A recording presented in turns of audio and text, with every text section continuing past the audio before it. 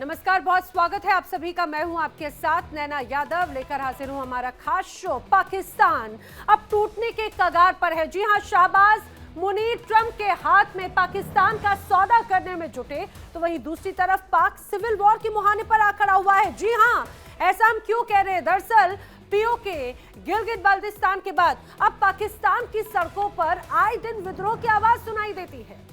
हालात इतने ज्यादा खराब, इतने ज्यादा बदतर हो चुके हैं कि मुनीर की जान सांसत में है। एक तरफ तहरीक लब्बैक ने विद्रोह का बिगुल फूंक रखा है, तो वहीं दूसरी तरफ अफगानिस्तान ने मुनीर की सेना को धो डाला। जी हां, बिल्कुल धो डाला। हालात बिगड़ते हुए नजर आए। पाक की पुलिस और सेना गोलियों से जवाब देने लगी और पाकिस्तान के खिलाफ अब दो फ्रंट ओपन हो चुके हैं। एक तरफ बॉर्डर पर अफगान हुंकार भरता है, तो घर के अंदर यानी पाकिस्तान के अंदर तहरीक लब्बैक, लाहौर, इस्लामाबाद और रावलपिंडी में अब लगातार यहां पर अब विद्रोह की आवाज सुनाई देने लगी है। आप समझिए, पाक में शहबाज सरकार वर्सेस तहरीक लब्बैक की तस्वीर नजर आती है। अब ये सब आमने सामने आ गए हैं, जिसकी वजह से लाहौर में फायरिंग हुई, 11 लोगों की मौत हो गई। ये वारदात 10 अक्टूबर को हुई, जब पुलिस और टीएलपी के बीच में हिंसक झड़पें होना शुरू हो गई। दरअसल प्रदर्शनकारियों को इस्लामाबाद में घुसने से रोका गया, जिसके बाद में टीएलपी भड़क गया। अब तहरीक लब्बैक पाकिस्तान फिलिस्तीन के समर्थक रैली निकाल रहे थे और तभी इसी बीच नतीजा वही हुआ जिसका डर था। पाक पुलिस ने उन प्रदर्शनकारियों पर अंधाधुंध गोलियां चलानी शुरू कर दी। पाकिस्तान में ये बवाल उस वक्त मचा है जब फिलिस्तीन के मुद्दे पर मुनीर शहबाज ने ट्रंप के शांति प्रस्ताव को समर्थन दे दिया और इसके बाद में पाक में गाजा शांति समझौते पर बवाल मचना शुरू हो गया। टीएलपी ने आरोप लगाया कि शरीफ सरकार यूएस के सामने झुक गई है। दावा किया कि फिलिस्तीन के मुद्दे पर पाक ने अपनी आवाम को धोखा दिया है। साथ ही ये भी कहा कि यूएस समर्थित शांति योजना का समर्थन करना गलत है। इसी के खिलाफ कट्टरपंथी मुसलमान शांति समझौते से खफा हो गए हैं। अब ये भी आपको बताते हैं कि आखिर तहरीक लब्बैक पाकिस्तान क्या है, और ये जानकारी मैं आपको बता दूं। दरअसल 2015 में तहरीक लब्बैक पाकिस्तान बना। मौलाना खादिम हुसैन रिजवी इसके संस्थापक हैं। तहरीक लब्बैक कट्टरपंथी संगठन है। 2020 में मौलाना साद रिजवी इसके मुखिया चुने गए थे। वहीं ईश निंदा कानून में जमकर बदलाव का विरोध इसकी तरफ से किया जाता रहा है। 2021 में फ्रांस के खिलाफ एक बड़ा प्रोटेस्ट तहरीक लब्बैक पाकिस्तान की तरफ से किया गया। वहीं 2021 में बाकायदा इस संगठन पर प्रतिबंध भी लगा दिया गया, लेकिन इसके बाद में समझौते के बाद में इस प्रतिबंध को हटा दिया गया। अब आप इसको इस रूप में समझिए, किस तरह से पाकिस्तान की मुश्किलें चारों तरफ से बढ़ती नजर आती हैं।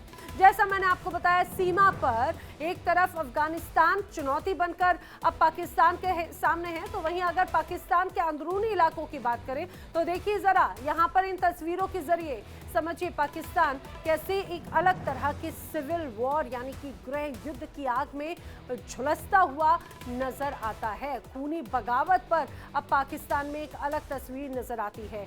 यहाँ पर आगे अफगानी पठान नजर आते हैं और पीछे है तहरीक जवान, और यही पूरी तरह से मुश्किलें बढ़ाते हुए नजर आती हैं। अब मैं आपको 4 तस्वीरें दिखा रही हूँ। मुनीर की पाक के कट्टर मुसलमान क्या जान ले लेंगे, जिस तरह से तस्वीर अभी नजर आती है। देखिए 4 तस्वीरें। पहली तस्वीर यहाँ पर सड़कों पर जब प्रदर्शनकारी मौजूद थे, तो यहाँ पर पाकिस्तान की पुलिस और पाकिस्तान की सेना सड़कों पर उतर आई। देखिए दूसरी तस्वीर में भी ऐसे ही हालात आपको यहाँ पर नजर आ रहे हैं, किस तरह से सड़कों पर लोगों का हुजूम नजर आता है। तीसरी तस्वीर में हाथों में बैनर पोस्टर लेकर लोग सड़कों पर हैं। आंसू गैस के गोले पाकिस्तान की सेना की तरफ से छोड़े गए। चौथी तस्वीर में यहाँ पर प्रदर्शनकारी और पाक पुलिस आमने सामने हैं। पाकिस्तान में आखिर हो क्या रहा है, ये तस्वीरें हम आपको दिखा रहे हैं और इसके जरिए हालात को समझिए। ये पाकिस्तान के मुख्य इलाकों की तस्वीर है। इसके अलावा चाहे बात पीओके की हो, चाहे बात बाल्टिस्तान की हो, रावलपिंडी लगातार ऐसे ही हम देखते रहे विद्रोह की आग में झुलसते रहे हैं। इसीलिए कई बड़े सवाल खड़े होते हैं। बड़े सवाल, क्या पाकिस्तान में शहबाज सरकार का काउंटडाउन शुरू हो गया है? क्या जल्द ही पाकिस्तान के कई और टुकड़े होने वाले हैं? अपने आप में यह भी बड़ा सवाल है। शहबाज और मुनीर के रवैये से पाक की आवाम क्या परेशान है? ये वो तमाम बड़े सवाल हैं जो अब लोगों के जहन में खड़े हो रहे हैं। मेरे साथ में खास मेहमानों का जो पैनल है वो जुड़ रहे हैं, आइए आपको जल्दी से उनसे मिलवा देती हूँ। मेरे साथ में इस दौरान रक्षा विशेषज्ञ retired air vice marshal OP Tiwari ji जुड़ रखे हैं, रिटायर्ड कर्नल संजीव मलिक जी बतौर रक्षा विशेषज्ञ मेरे साथ में जुड़ रखे हैं, पाकिस्तान से मोहसिन रजा खान वरिष्ठ पत्रकार इस दौरान मेरे साथ में जुड़ रखे हैं, जल्दी PMLN की नेता पाकिस्तान से ही हमारे साथ में जुड़ेंगी उज़मा करदार, उनका भी मैं रुख करूंगी। आप सभी का इस चर्चा में बहुत बहुत स्वागत है। मैं सबसे पहले शुरुआत मोहसिन रजा खान जी आप ही से समझने की कोशिश कर रही हूँ, जरा आप ही एक बार बताइएगा कि यहाँ पे अभी क्या स्थिति है, अभी क्या अपडेट्स है वहां पे? देखें, तहरीक लबैक ने जो वायदा हुए इसराइल हमास के दरमियान उसको मुस्तरद किया था और उन्होंने लाहौर में एक रैली निकाली जिसकी उन्होंने इंतजामिया से ये इजाज़त नहीं ली थी। उस रैली के दरमियान उनका लॉ इन्फोर्सिंग एजेंसी के साथ झगड़ा हुआ और उसमें कुछ उनका दावा है कि कैजुअल्टी हुई है, लेकिन अभी तक सरकारी तौर पर नहीं बताया गया। लेकिन इसके अलावा हुकूमती मौक़िफ़ है कि उन्होंने काफ़ी पुरतशद्दुद वाक़यात किए, पुलिस एहलकारों को उन्होंने अगवा किया, पुलिस एहलकारों को मारा और एक पुलिस एहलकार के मरने की भी इत्तला है। इससे इनका ऐलान था कि हम इस्लामाबाद में अमरीकी एम्बेसी के सामने जाकर इसके खिलाफ एहतजाज करेंगे। इसको रोकने के लिए हुकूमत ने भरपूर इक़दाम किया और 3 दिन से वफाकी दारुल इस्लामाबाद बिल्कुल सील हुआ है। इसमें इंटरनेट जो डेटा सर्विस है वो भी बंद है और रास्ते भी बंद हैं। ये तहरीक लबैक के बारे में आपने बताया, लेकिन मैं आपको बताता चलूँ कि ये तहरीक लबैक जो थी उस वक्त की फौजी हुक्मरान जो थे, पाकिस्तान के फौजी क़यादत जो थी, जी सर जी। उन्होंने नवाज शरीफ की हुकूमत को डैमेज करने के लिए ये खड़ी की थी। और ये जो है बरेलवी मकतब फ़िक्र के लोगों की एक तंजीम है जो कि पंजाब के गवर्नर सुलेमान तासीर जिनकी अहलिया इंडिया से भी ताल्लुक़ रखती है और उनका बेटा आतिश तासीर भी आपके इल्म में होगा, तो उसको उनके एक गार्ड ने मार दिया था जिसका नाम मुमताज़ कादरी था। मुमताज़ कादरी के बाद ये तहरीक लबैक बनी है और ये अब इसने सिंध असम्बली में भी 2 सीटें हासिल की हैं और पंजाब में भी इसने खासा मुस्लिम लीग नून को 2018 के इलेक्शन में नुकसान पहुंचाया। अब को कि इसकी सियासी कुव्वत उस तरह ख़त्म हो गई है, लेकिन ये तहरीक जो थी वाकई साथ साथ बरेलवी मकतबा फ़िक्र के लोगों का एक मरकज़ बन गई, क्योंकि बरेलवियों की क़यादत से पहले मौलाना शाहमद नूरानी के पास थी, उनकी जमात ख़त्म हो गई एक तरह से, और उसके बाद ताहिरुल कादरी के पास थी, ताहिरुल कादरी कनाडा में जाके बस गए हैं।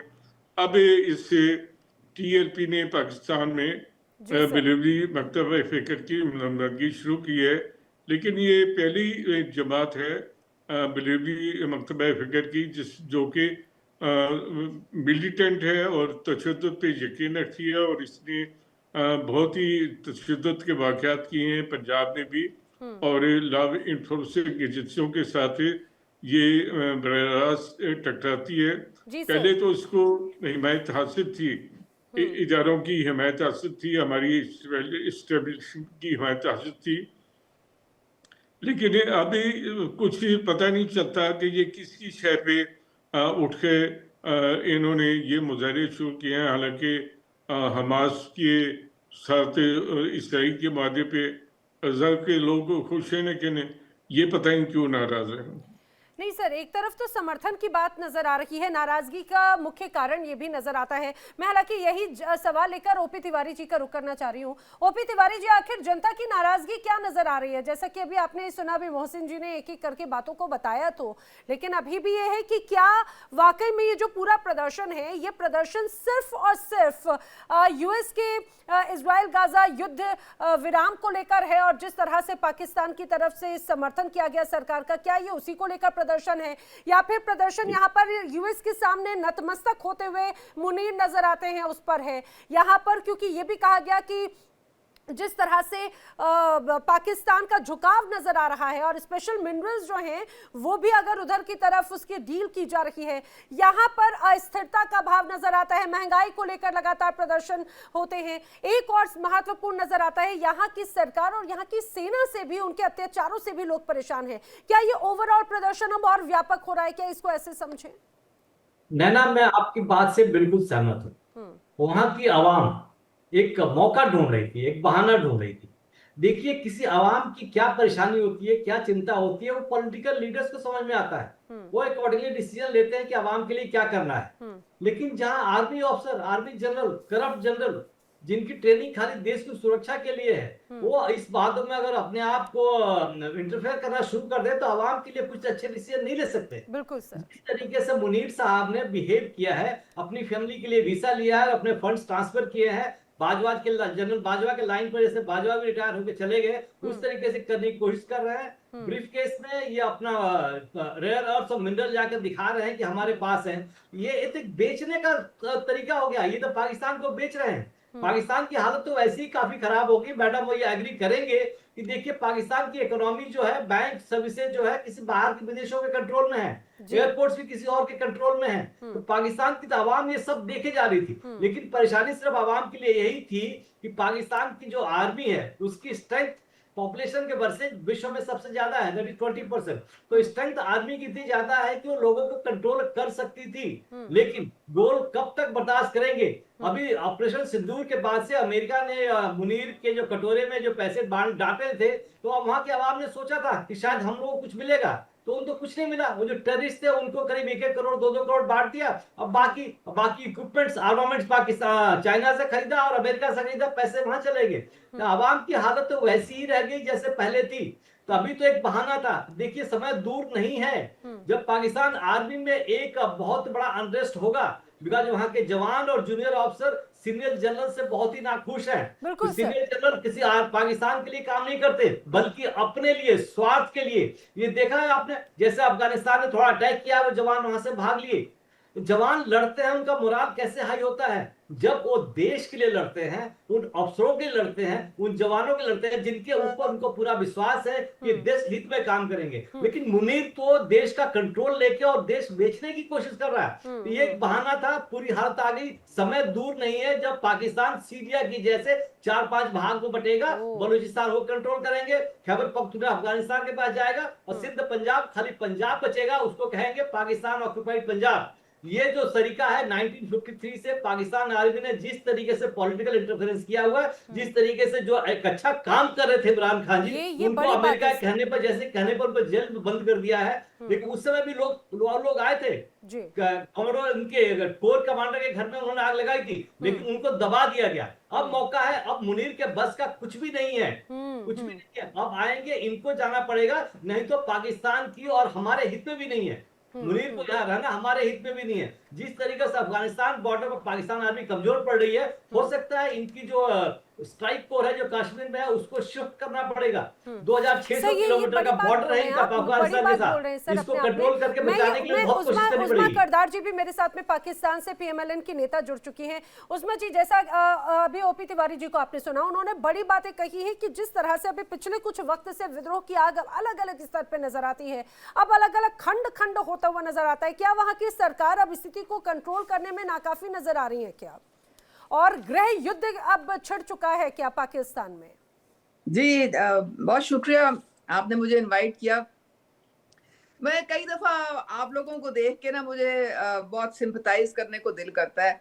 आप लोगों के पास लगता है कि कुछ करने को है नहीं, और आपको अपने मसाइल जो हैं वो इतने ज्यादा उलझ गए हैं कि आपने अटेंशन डाइवर्ट करने के लिए आपकी जो हुकूमत है वो हर वक्त आपको पाकिस्तान के खिलाफ प्रोपेगेंडा पे लगाए रखते हैं। अच्छा। अब प्रॉब्लम यह है कि जो ऑपरेशन सिंदूर हुआ था उसमें आपने इतनी इबरतनाक शिकस्त पाकिस्तान ने आपको दी अरे कि आप उस्मा दुनिया जी, में कहीं मुंह दिखाने के ऑपरेशन काबिल नहीं रहे। सिंदूर को हुए बहुत वक्त हो गया, जरा आगे बढ़िए। जी ऑपरेशन जी सिंदूर बिल्कुल की आगे बढ़े। हकीकत पूरी अब दुनिया देख आप चुकी है। दिक्कत आपको दरअसल पता है क्या है, आज आपको पाकिस्तान के हालात उस्मा जी यहाँ पर ऐसे इसलिए नजर आते हैं क्योंकि आप लोग आगे बढ़ना नहीं चाहते हमेशा। हमारे अभी हालात भी आप देखिए, अल्हम्दुलिल्लाह आप भारत से हमारे जाने कितना पीछे, हमारे फिर भी आपको हालात लगता है इस वक्त भारत के पास में क्या वाकई में इस तरह की चीजों के लिए वक्त है? नहीं, लेकिन आप पड़ोसी मुल्क के हैं, हमें अपनों की जरा चिंता रहती है। आप भले माने या ना माने, हम इंसानियत को मानते हैं।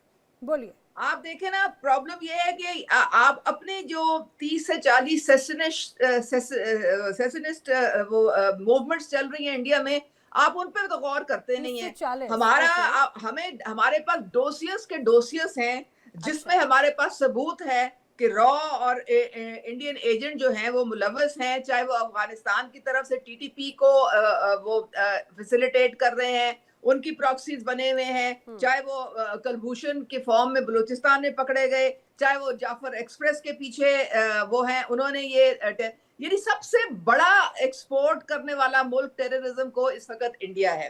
अच्छा। और हमारे जो इंटरनल अफेयर्स हैं वो बखूबी हमें पता है हमने क्या करना है।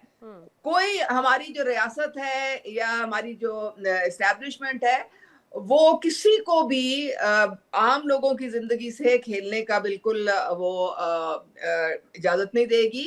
और अगर कोई जलसा जुलूस जो है जो काबू से बाहर होने की कोशिश किसी ने की तो उसके ऊपर 144 लागू होगा, क्योंकि बाकी जो दुनिया बस रही है ना उनके भी उतने ही हकूक हैं जितने इन लोगों के हैं। राइट ऑफ डेमोक्रेसी तो है, लेकिन आप बाकी लोगों को डिस्टर्ब नहीं कर सकते। और आई थिंक इंडिया ने जो हाल किया हुआ कश्मीर में, हम कम से कम ये हमारा सिर्फ एक लिमिटेड एक रिस्पांस होता है रियासत में बाकी लोगों के हकूक को मद्देनजर रखते हुए। हाँ, आपने तो कश्मीर को इतना बड़ा जेल बनाया हुआ है, इन्वॉल्वमेंट जो है आपने तो अपने सरकार साथ का होने नहीं देती ना वहाँ की फौज सेना। बिठाई हुई है।